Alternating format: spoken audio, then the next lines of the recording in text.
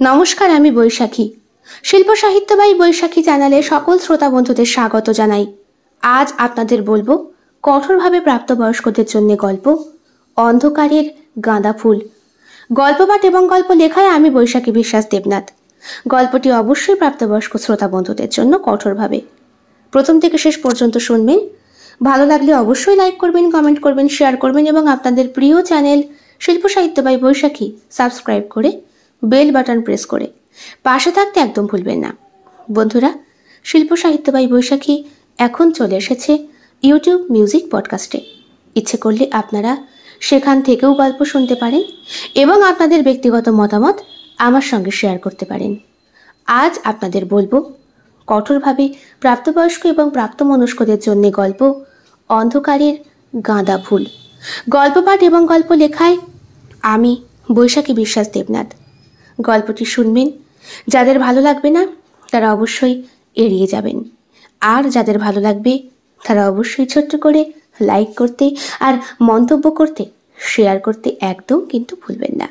শুরু হচ্ছে আজকের গল্প অন্ধকারের গাঁদা ফুল। দেবরাজ মোহিনীর ঘরে প্রবেশ করলেন।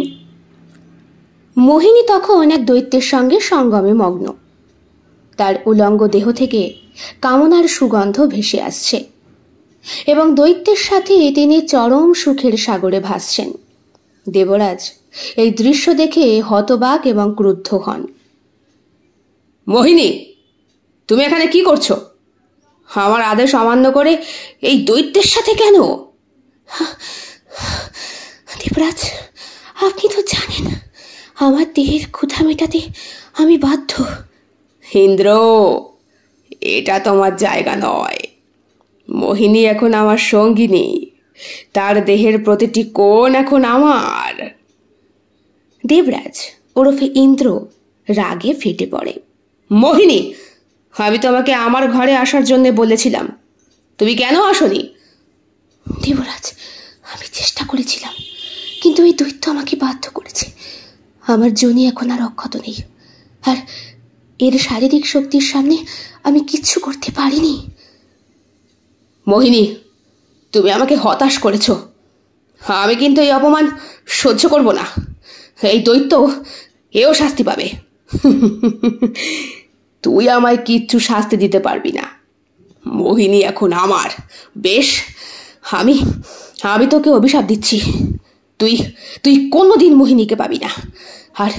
আর তুমি কখনো এক পুরুষে সন্তুষ্ট হবে না। শেষে তোমার ভেতর থেকে যখন তোমার অন্তরাত্মা নিজে সায় দেবে, তখন তুমি আবার ফিরে আসতে পারবে এখানে। কিন্তু কোনো দেবতা, এমনকি আমিও তোমাকে আর গ্রহণ করতে সমর্থ হব না।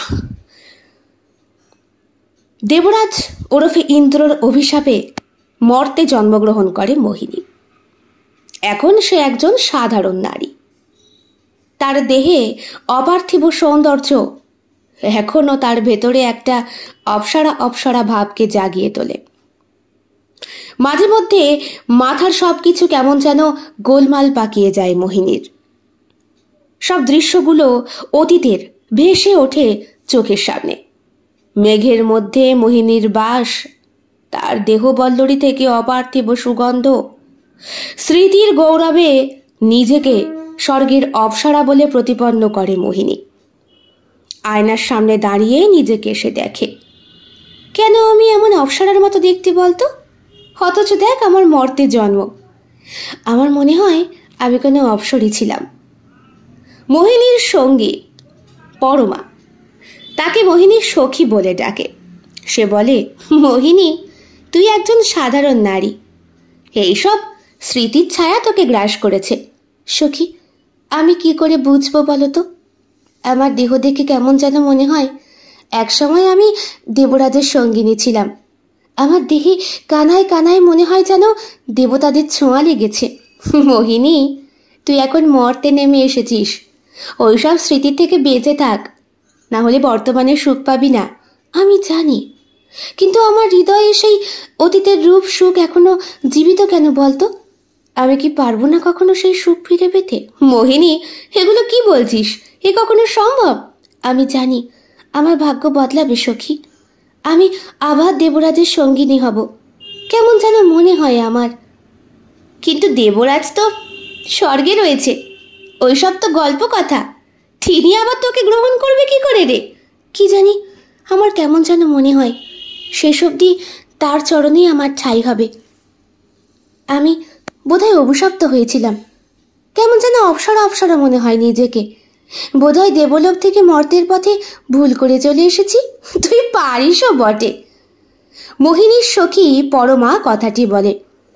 মোহিনীর শারীরিক সৌন্দর্য আয়নার সামনে দাঁড়িয়ে দেখে সে। তার শরীরের প্রত্যেকটি ভাঁজ, প্রত্যেকটি বাঁক স্পষ্ট। তার বক্ষ যুগল বড়, আকর্ষণীয়।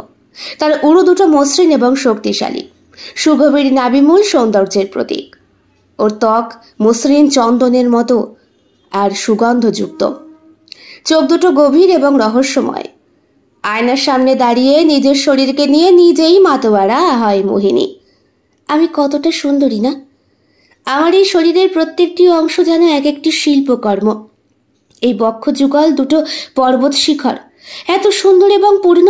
নিজের বক্ষের দিকে তাকিয়েই সে বলে। উরুর দিকে তাকিয়ে বলে, এই উরু দুটো শক্তি আর সৌন্দর্যের মিশ্রণ। নাভির মধ্যে আঙুল ডুবিয়ে বলে, এই নাভি মূল যেন সৌন্দর্যের কেন্দ্রবিন্দু। মোহিনী জানে তার সৌন্দর্যের মাদকতা। তার বাবা মা নেই, মাসির কাছে সে বড় হয়েছে। মাসি পরের বাড়ি কাজ করে তাকে বড় করেছে। কর্মসূত্রে মাসি সকালবেলায় কলকাতায় চলে যায়, কাজেই গ্রামের বাড়িতে মোহিনী একা। বড় হয়েছে এই পাশের কাকিমা জেঠিমাদের কাছে। কিন্তু একটু বড় হবার পরপরই মোহিনীর মধ্যে শরীরের খিদে পাশের বাড়ির কাকিমা জেঠিমাকেও বাধ্য করেছে ওকে ঘর থেকে বিদেয় করার জন্য। ওনারাই তো একদিন ডেকে মোহিনীর মাসিমা পার্বতীকে বললেন, অদিদি, এই তোমার মাইয়ারে আমি আর রাখতে পারুম না। কেন, কি করছে ও? মা বাপ বড়া মাইয়া আমার কাছে বড় হইছে, জানোই তো সাত কোলে কেউ নাই। জানি জানি বইলাই আদর কইরা ছোটবেলা থেকে বুকের দুধ খাওয়াইয়া বড় করছি। কিন্তু ওই মাইয়া দেখি আমার এই সবল মারে। নাইতে গিয়া আমার ভাতারের লগে এমন কইরা তাকায়া থাকে, চক্ষু দুটো দিয়া যেন গিলা খায়। প্রথমে মোহিনীর মাসি পার্বতীর কথাটা বিশ্বাস হয়নি, কিন্তু একই কথা যখন অনেকেই বলল তখন উনি বললেন, তোর কপালে মরণ আছে মাগি, ঘরেই বইসা থাক, এই দরজা দিয়া যামু আমি, যা করার ঘরেই করবি। মাসি কলকাতায় থাকে, কিন্তু আমি তো একা, আমি স্বাধীন। আমার নিজের শরীরটাকে আমি কেন না নিজের মতো করে উপভোগ করি। মোহিনী সারাদিন আয়নার সামনে দাঁড়িয়ে থাকে।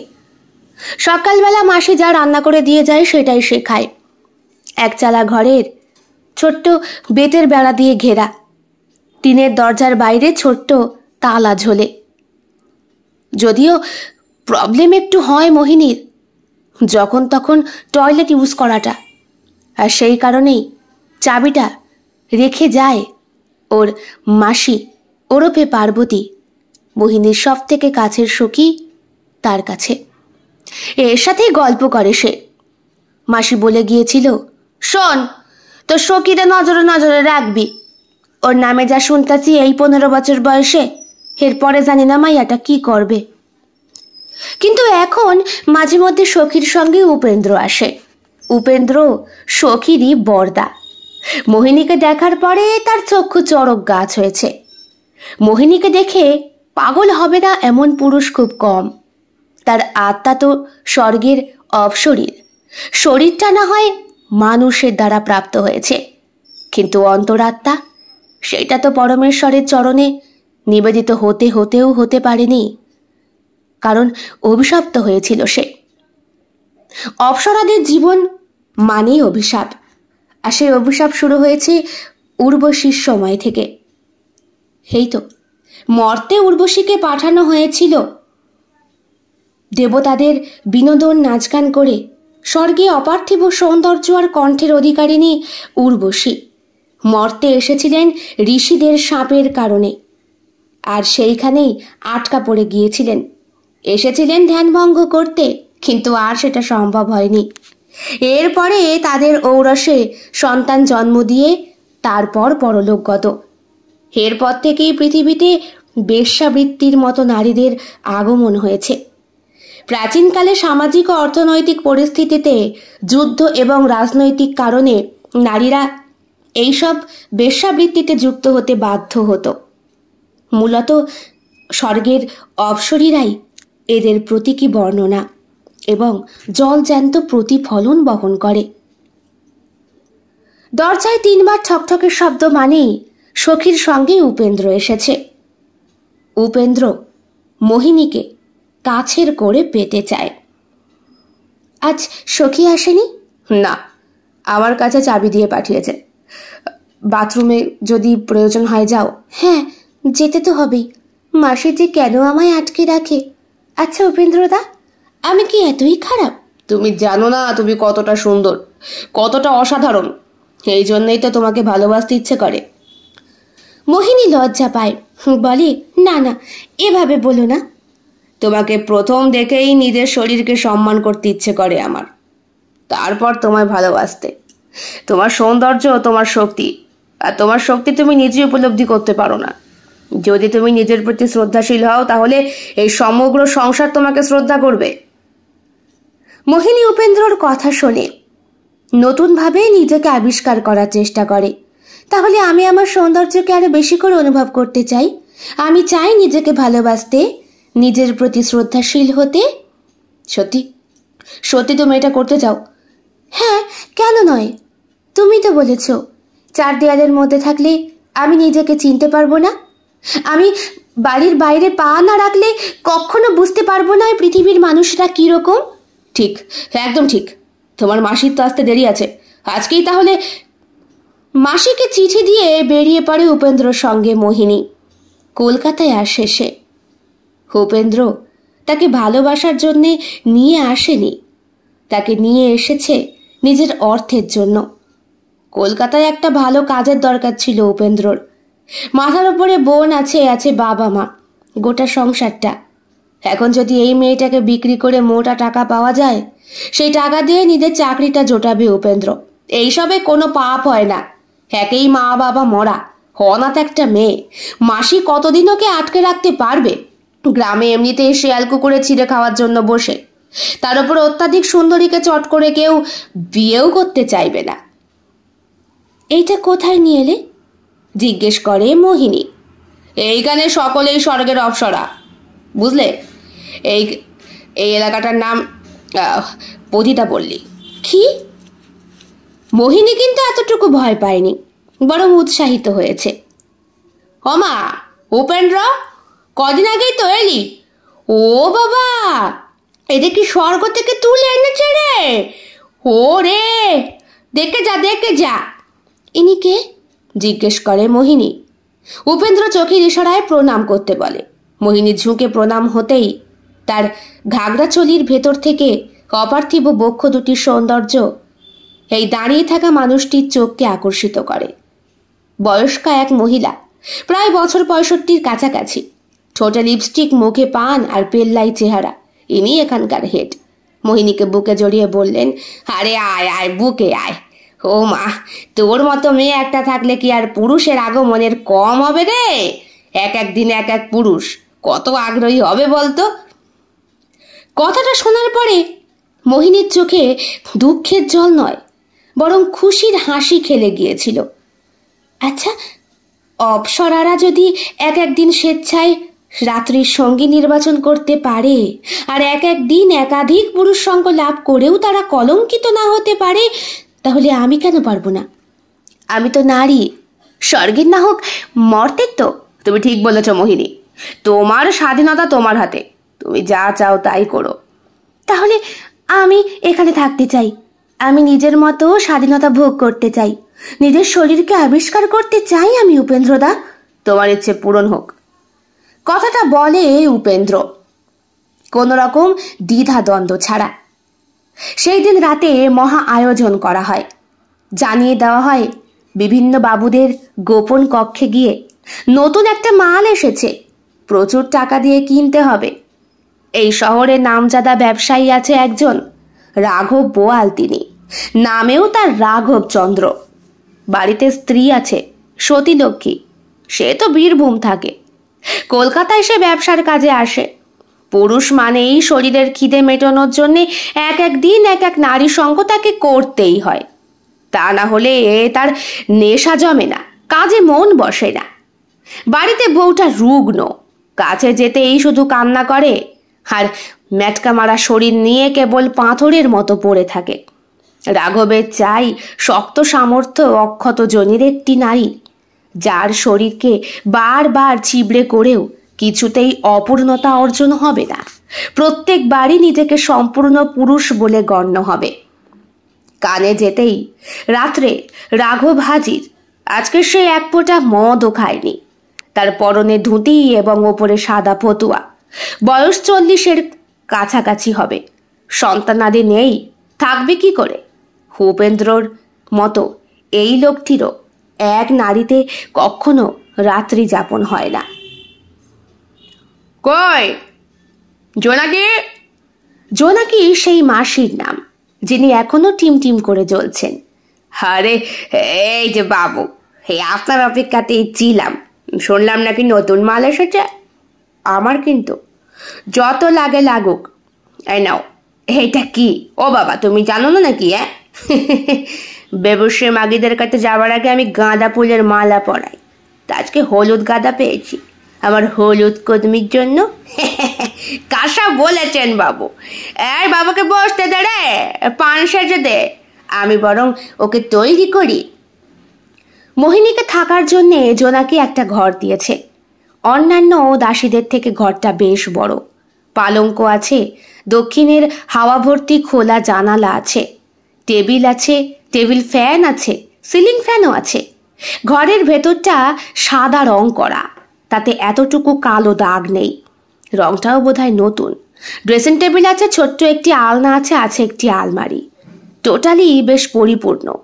পরার জন্য বেশ কয়েক গুচ্ছ কাপড় উপেন্দ্র কিনে দিয়ে গিয়েছিল। সেইখান থেকেই ম্যাচিং করে সায়া, ব্লাউজ আর শাড়িটা বেছে দিলেন জোনাকি।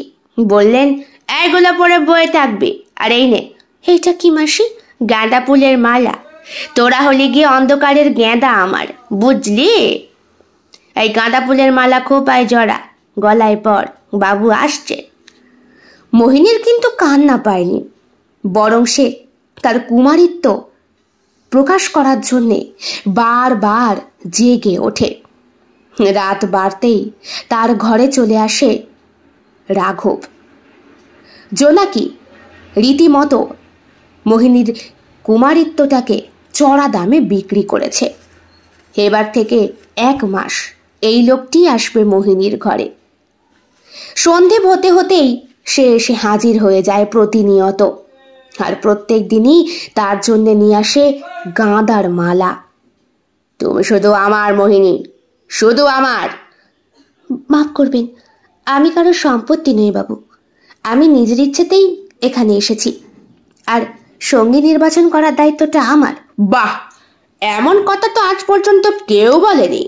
কথাটা বললেন রাঘব প্রথম দিনই। দেখা যাক কি হয়। আমি নিজের স্বাধীনতা নিজে বজায় রাখতে চাই। আমার সৌন্দর্য আমার শক্তি, এটা কিন্তু ভুলে যাবেন না বাবু। তোমার সৌন্দর্য আমায় সত্যি আকর্ষিত করেছে, আর তার সঙ্গে সঙ্গে তোমার এই কথা। মোহিনীর জীবনে নতুন অধ্যায় শুরু। রীতিমতো রাঘবের সঙ্গে কাটানোর সময়, অথচ তার ভেতরে স্বাধীনতা। রাঘব আসার আগে এক একজন পুরুষ সঙ্গীকে এসে নিজেই নির্বাচন করে এবং রাত কাটায়। তার সৌন্দর্য এবং সত্যি রীতিমতো আত্মবিশ্বাসী করে তোলে তাকে।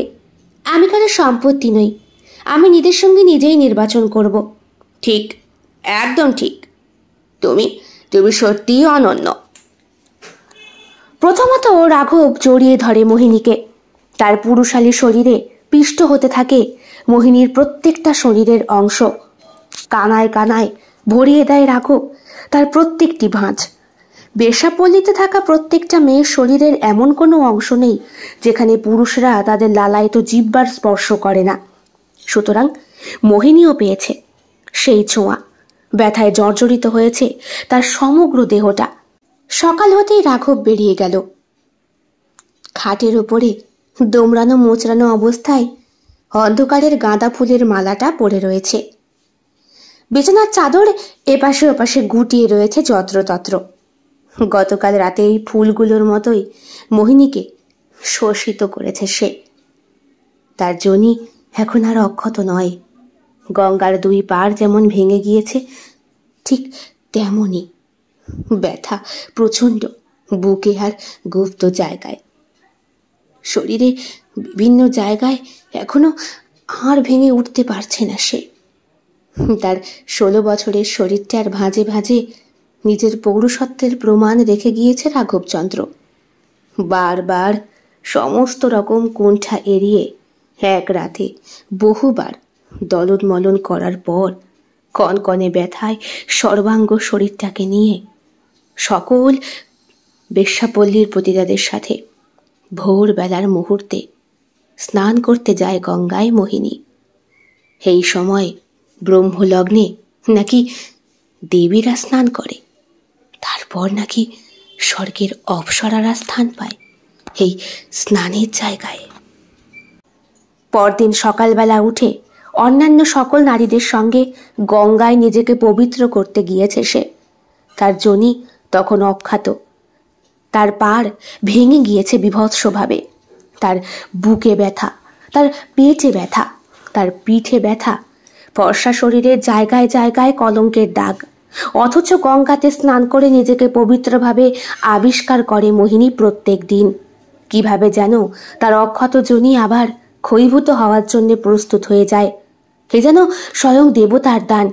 বারবার পুরুষ সঙ্গ গ্রহণ করা সত্ত্বেও মোহিনীর কোনো মতেই আঁশ মেটে না, কিচ্ছুতেই সে সন্তুষ্টি পায় না। প্রথমত রাঘব এসে তার উপরে খুব অত্যাচার করত। সমগ্র শরীরটাকে দলাই মালাই করে পিষে ফেলত আর প্রতিনিয়ত চিৎকার করত, তবু শুধু আমার, শুধু আমার এই বলে। মোহিনী বেচারাকে বোঝাতে পারত না মোহিনীর শরীর শুধু ওর একার সম্পত্তি নয়, বরং প্রত্যেকের জন্য। সে তার নিজের জীবনকে উপভোগ করতে চায়, কারণ সে অপ্সরা। মর্তে এসেছে রাঘবের মতোই সন্ন্যাসীদের ধ্যান ভঙ্গ করতে। সুতরাং এক পুরুষে কখনো সে সন্তুষ্ট হতে পারে না। এ কি বাবু, আজকে আমার ওপরে কোনো রকম অত্যাচার করছেন না যে? বুঝি আজ আমার ওপরে ভালোবাসা উঠলে উঠেছে? হেসে বলে মোহিনী। রাঘব বলে, তুমি জানো, এই 1 মাস তোমাকে আমি কিনে নিয়েছিলাম আমার মতো, কিন্তু তা সত্ত্বেও তুমি আমার সাথে রাত কাটানোর পাশাপাশি আরো কত পুরুষের সঙ্গে রাত কাটিয়েছ। তাতে আমি কোনো আপত্তি করিনি, কারণ তুমি আমাকে প্রথমেই বলেছিলে তোমার স্বাধীনতা তোমার শরীর, তোমার শরীর তোমার শক্তি। তুমি আমায় অবাক করেছো মোহিনী। আমার অত্যাচার সহ্য করেও তুমি আমাকে ঘরে আসতে দিয়েছো প্রত্যেক দিন, আমাকে শোষণ করতে দিয়েছো তোমার দেহের প্রত্যেকটা অংশ। এটাই তো আমার কাজ, এটা করতেই তো আমার জন্ম। মানে কিছু না, ও আপনি বুঝবেন না। নিন শুরু করুন বলে মোহিনী বিছানায় শুয়ে পড়ে। বুকের ওপর থেকে তার ওড়নাটা সরিয়ে দেয়। তার সুন্দর বক্ষ এবং 2 উরুর মধ্যবর্তী স্থান রীতিমতো রাঘবকে লালায়িত করে তোলে। অথচ আজকে তার মধ্যে কোনো রকম প্রতিক্রিয়া নেই। সে বিছানার এক কোণে চুপ করে বসে। মোহিনী বুকের ওড়না জড়িয়ে তার কাছে এগিয়ে আসে, তার গায়ে হাত রেখে বলে, কি হলো বাবু, আজ বুঝি শরীরটা ভালো নেই? আচমকাই রাঘব জড়িয়ে ধরে মোহিনীকে। মোহিনীর বুকের মাঝখানে মাথা রেখে এসে সজোরে কান্না করতে শুরু করে। হে কি বাবু, আপনি কাঁদছেন কেন? আমার দ্বারা কোনো ভুল হয়েছে? ভুল তোমার হয়নি মোহিনী, ভুল আমার হয়েছে। আমি তোমায় কিছু বলতে চাই। কি? আমি জানি আমি তোমার প্রতি অনেক অন্যায় করেছি, কিন্তু আমি এখন বুঝতে পারছি আমি তোমায় ভালোবাসি। ভালোবাসা? হ্যাঁ হ্যাঁ মোহিনী, আমি তোমায় বিয়ে করতে চাই, তুমি আমার স্ত্রী হও। মোহিনী রাঘবের কথায় কিছুক্ষণ চুপ করে থাকে, ধীরে ধীরে বলে, তুমি আমায় ভালোবেসে ফেলেছ, কিন্তু আমি তো একজন পতিতা। আমি এই জীবনকে নিজেই বেছে নিয়েছি, তোমার প্রস্তাব আমি গ্রহণ করতে পারবো না। কিন্তু মোহিনী, আমি তোমায় ভালোবাসি, তোমার সঙ্গে নতুন জীবন শুরু করতে চাই। আমি তোমার ভালোবাসার কদর করি বাবু, কিন্তু আমি স্বেচ্ছায় এই পথ বেছে নিয়েছি। তুমি ভালো মানুষ হয়ে বেঁচে থাকো, এটাই আমার জন্য যথেষ্ট। কিছুক্ষণ চুপ করে মোহিনীকে দেখে রাঘব। উঠে দাঁড়িয়ে বলে, এটাই তোমার সিদ্ধান্ত? হ্যাঁ। ভালো থেকো। মোহিনী মাথা নাড়ে। রাঘব বলে, আর কোনোদিন আমি তোমার কাছে আসবো না। মোহিনী জানে মোহিনীর জীবনটা যন্ত্রণা আর শোষণেই থাকবে, কিন্তু ভালোবাসা তার জন্য অভিপ্রেত নয়। সে কখনোই একভাবে এক শরীরে থাকতে পারে না। মোহিনীর শরীরটা আবিষ্কার যখন হয় তারই বিছানায় অবচেতন অবস্থায়, তখন তার গলায় সেই গাঁদার ছেঁড়া মালা, শরীরে লাল পাড় বস্ত্র।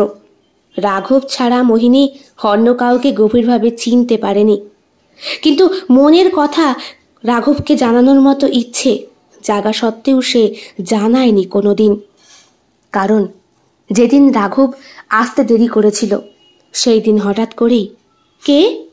আমি রাঘবের স্ত্রী সতী। সতীর চোখে অশ্রু আর কণ্ঠে বেদনা বিদুর কাতরতা। সে মোহিনীকে দেখে বলে, তুমি তুমি আমার একটা অনুরোধ রাখবে? তোমার কাছে একটা অনুরোধ নিয়ে এসেছি। কি অনুরোধ? আমার স্বামী রাঘবকে ফিরিয়ে দাও। আমি তার স্ত্রী, আমার শাঁখা সিঁদুর তার প্রতি আমার ভালোবাসার প্রতীক। তুমি কি আমার এই অনুরোধ রাখতে পারবে?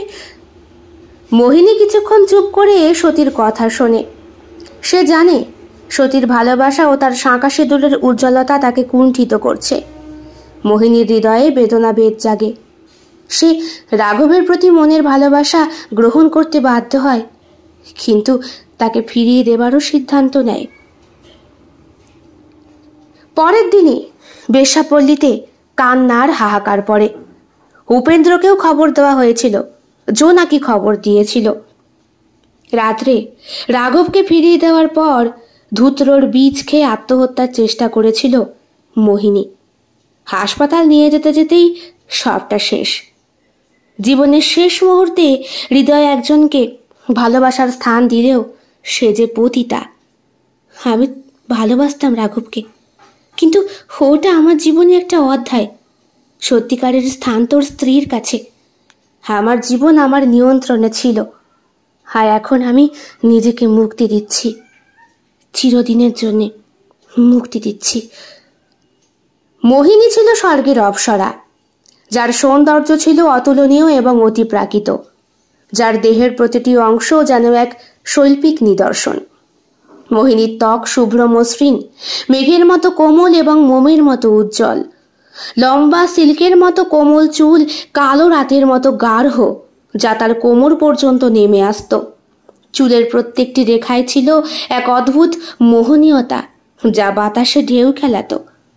তার চোখ দুটো ছিল গভীর এবং মায়াবী, যেন দুটি বিশালাকার নীল সমুদ্র। চোখের প্রতিটি চাহনিতে ছিল এক অদ্ভুত আকর্ষণ, যা যে কোনো পুরুষের হৃদয়ে সঞ্জীবনী শক্তি প্রবাহিত করতে পারত।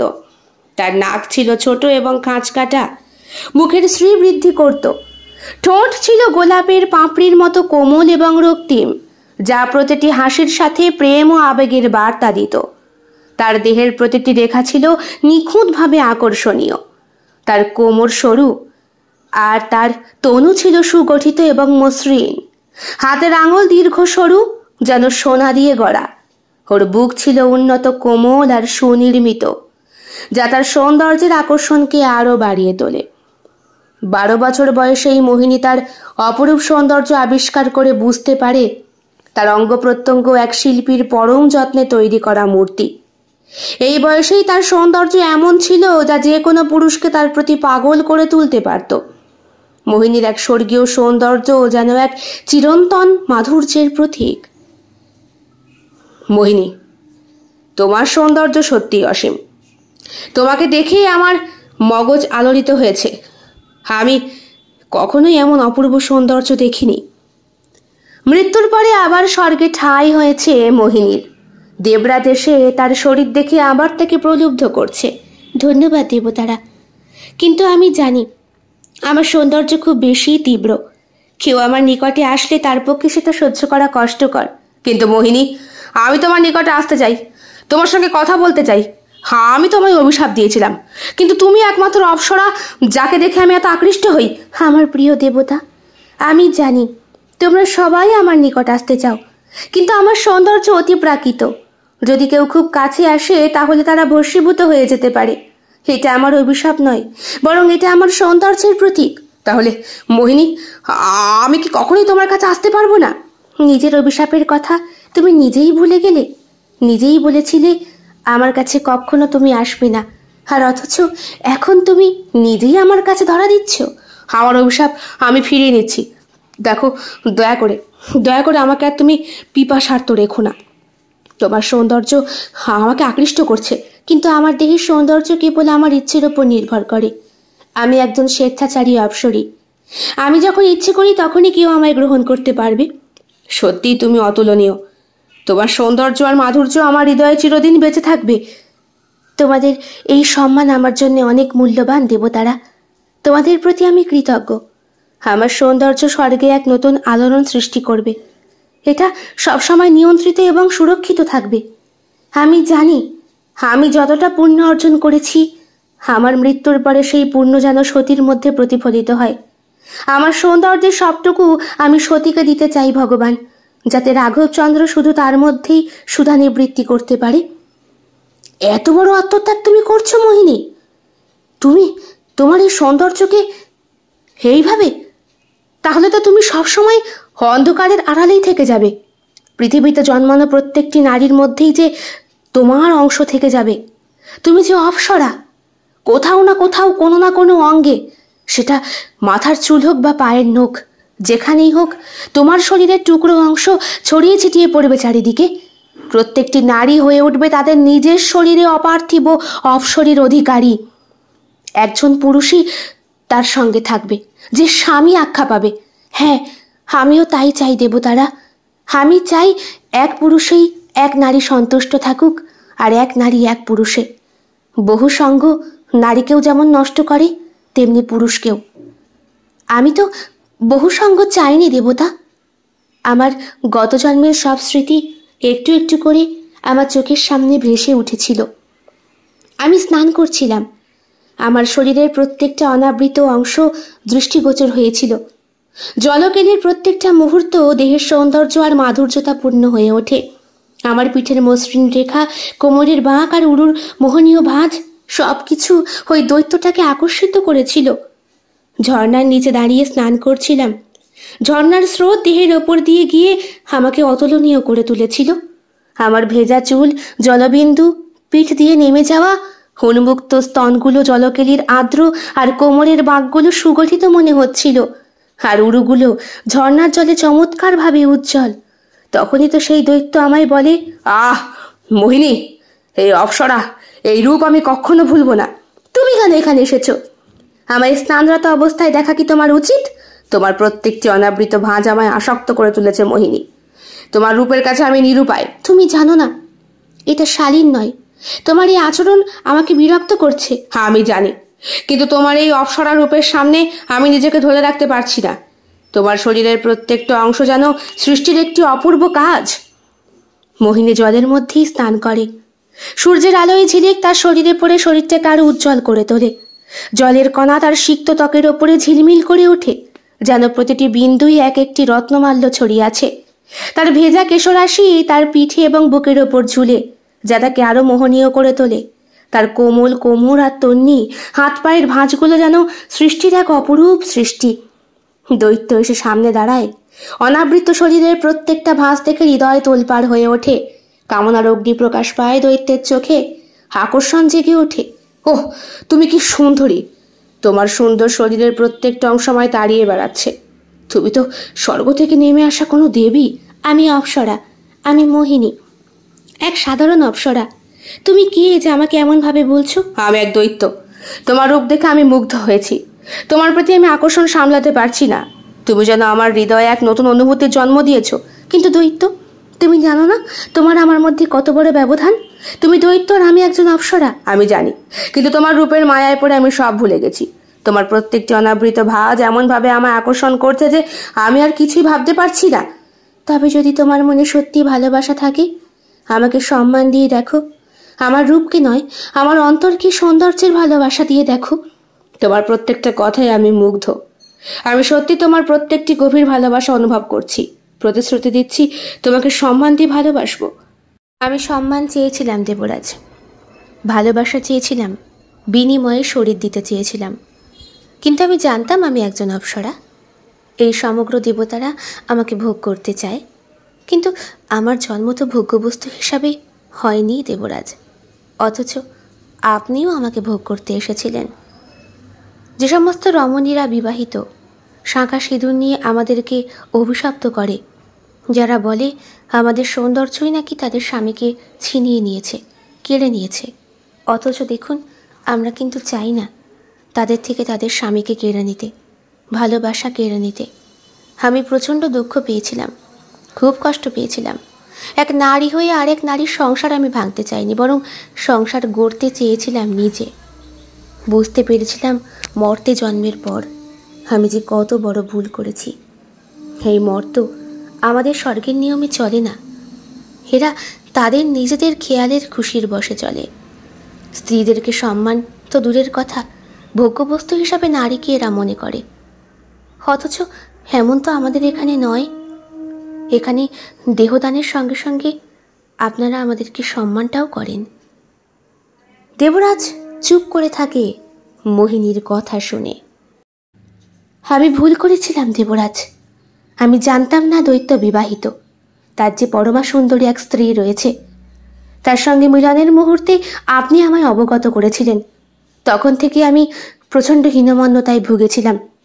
নিজের শরীরটাকে জ্বালিয়ে পুড়িয়ে দেব বলে স্থির করেছিলাম, কিন্তু সেই মুহূর্তে আমি দৈত্যের নিচে পিষ্ট হচ্ছি, অথচ আপনি আমায় দেখে ফেলেছেন। লজ্জা ঘৃণা সব বিসর্জন দিয়ে আমি রসাতলে যাচ্ছিলাম নিজের অন্তরাত্মাকে দমন করার জন্য। আপনার অভিশাপ আমাকে মুক্ত করেছে, মর্তে জন্ম নিয়েছি। দৈত্যের সেই শরীরের ভার বহন করে আজ আমি দেবতার উপাসনা করে অন্তরাত্মাকে তুষ্ট করার চেষ্টা করছি।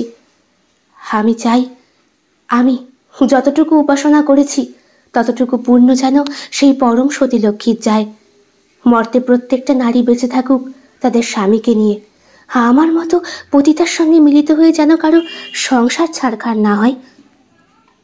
তোমার আত্মত্যাগ মহান আর নিঃস্বার্থ। নিশ্চয়ই রাঘবচন্দ্র আর সতীর ভালোবাসা চিরকাল অটুট থাকবে। তোমার সৌন্দর্যের মধ্যেই সতীর সৌন্দর্য প্রতিফলিত হয়ে পুনরুজ্জীবিত করে তোলার দায়িত্ব আমার। আর তুমি সবসময় অন্ধকারেই থাকবে মোহিনী। কোনো নারী নিজেকে অপ্সরা বলে কখনো তুলনা করবে না, সবসময় দেবী বলবে। কিন্তু তাদের শরীরের এই অপার্থিব সৌন্দর্যের ভাণ্ডার যে তোমাদেরই শরীরের অংশ। তোমরা অন্ধকারের গাঁদা ফুল হয়েই থাকবে। সমস্ত গল্প পাঠ এবং পর্ব পরিচালনায় আমি বৈশাখী।